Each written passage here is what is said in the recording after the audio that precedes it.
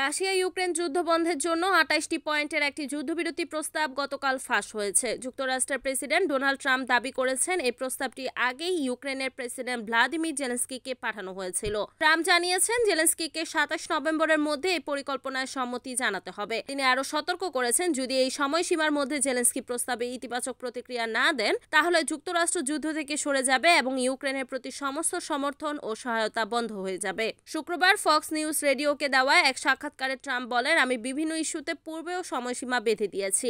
যদি সবকিছু ঠিকঠাক চলে তাহলে সময়সীমা বাড়ানো সম্ভব। তবে সব বিবেচনায় ইউক্রেনকে মতামত জানানোর জন্য আমি ২৭ নভেম্বর পর্যন্ত সময় দিয়েছি। আমার মনে হয় এটা যথাযথ।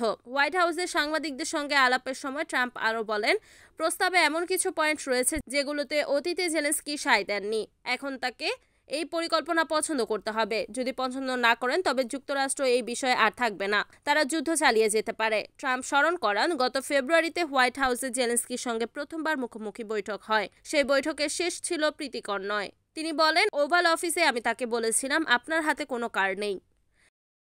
Desk news, NN TV.